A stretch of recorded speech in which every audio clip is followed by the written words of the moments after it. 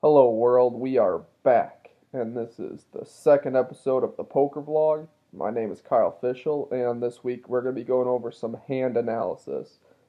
Now, hand analysis I think is the most important part about how to improve your game because you can read all the books you want, you can watch all the poker you want, but realistically, poker is played against people, and a majority of the people you play against haven't done all that studying and research. So just understanding how people play and perceive you and act in certain situations is one of the best ways that I find to improve your game when you're at the tables trying to grind it out. So without further ado, we're going to go over some hands that were the most pivotal in the last week I've been playing.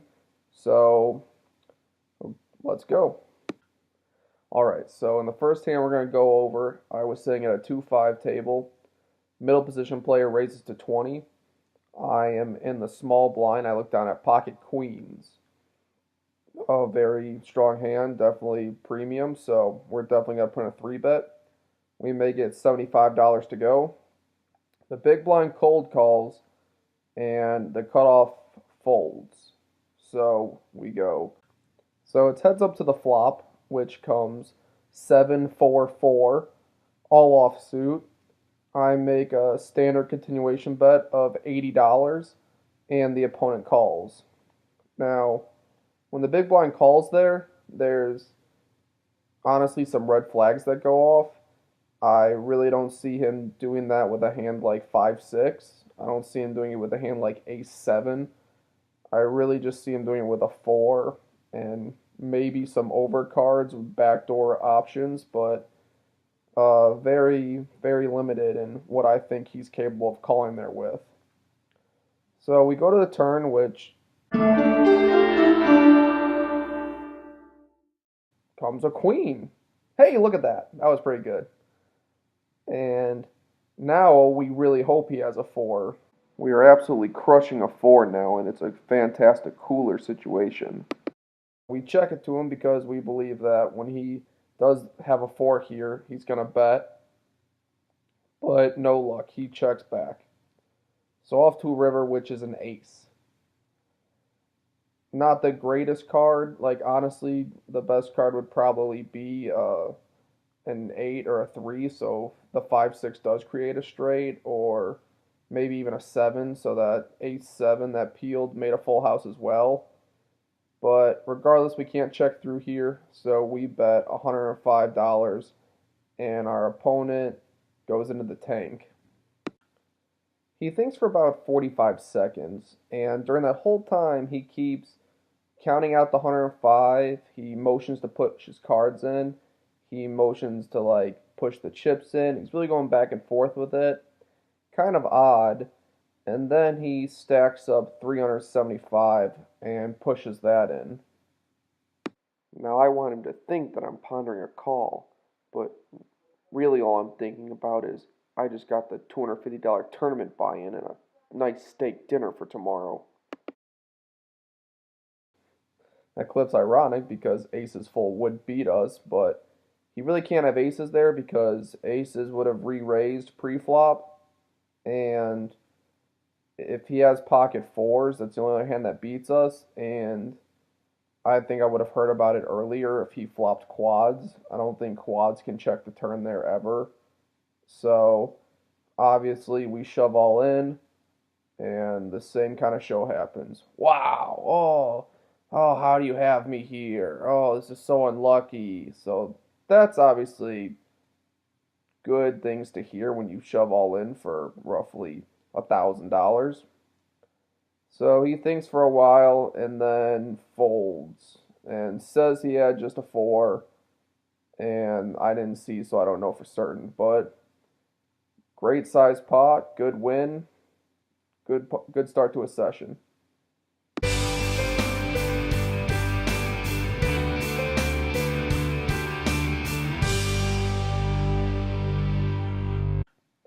So I think an aspect in poker that goes very underanalyzed is a player's current swing in the amount of chips they have.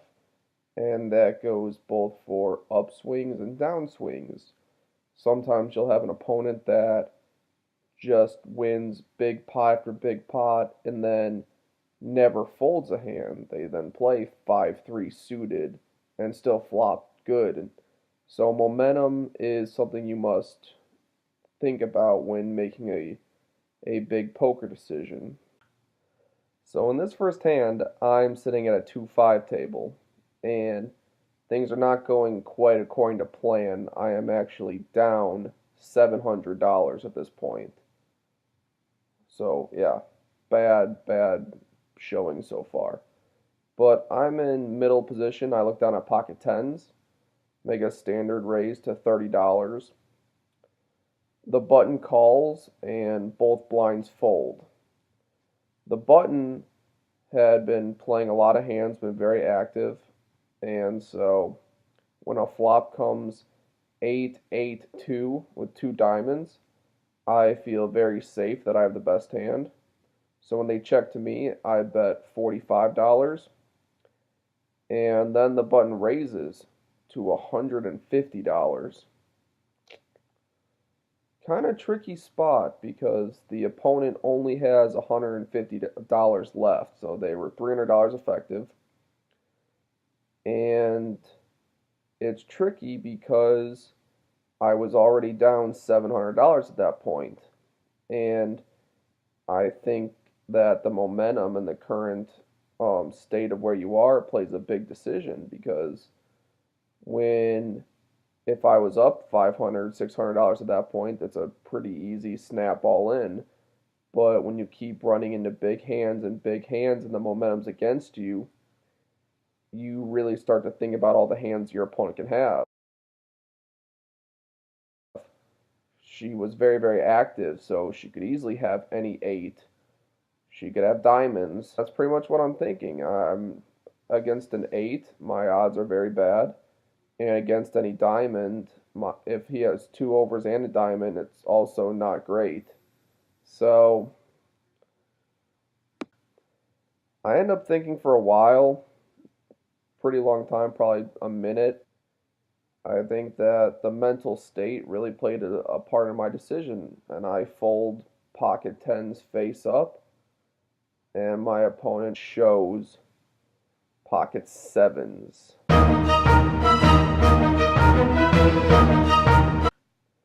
So yeah, that was pretty unfortunate. No one ever really wants to admit that they made a pretty big mistake in poker, but I think it happens to everyone. I think everyone does make a mistake, and that's why we study these analysis. So next time something like this happens, we consider, are they just raising with an underpair? Is that possible?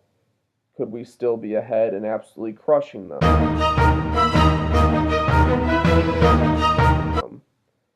And this hand in particular, I will never forget because it was big and kind of embarrassing, honestly. But these things happen.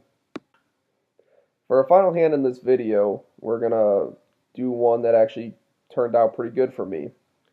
So we have a few limpers, and I am in the button at a 1-2 table, and I have king 10 of clubs. Definitely going to raise it here. I make it $12. I get 3 callers, so we are 4 ways to a flop, which comes Jack 9 4, all offsuit. Decent flop for me. I have a backdoor flush draw. I have a gut shot straight draw and 1 over. So when it's checked to me, I bet $25. One of the players who checked raised to 55. And for this particular player, he is on his 4th $200 buy-in.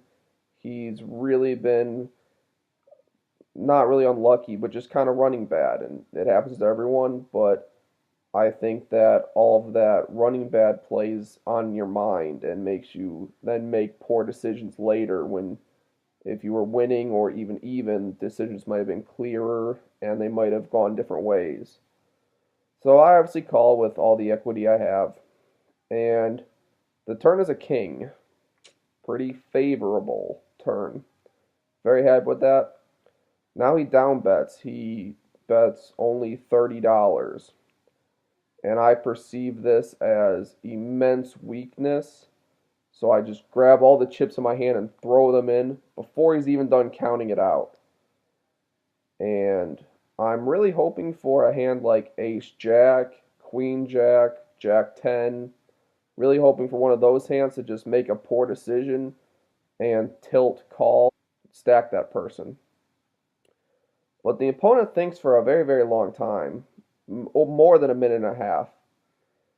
And I just stare him down the whole time.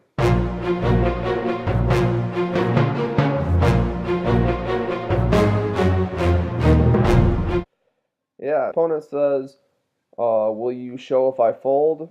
And whenever anyone asks me that, my standard answer is, I'll show if you show, because I really don't think I give away anything else when I say that. And to just have a standard answer to that question, I think helps you in the long run. The opponent eventually folds Jack 9 face up.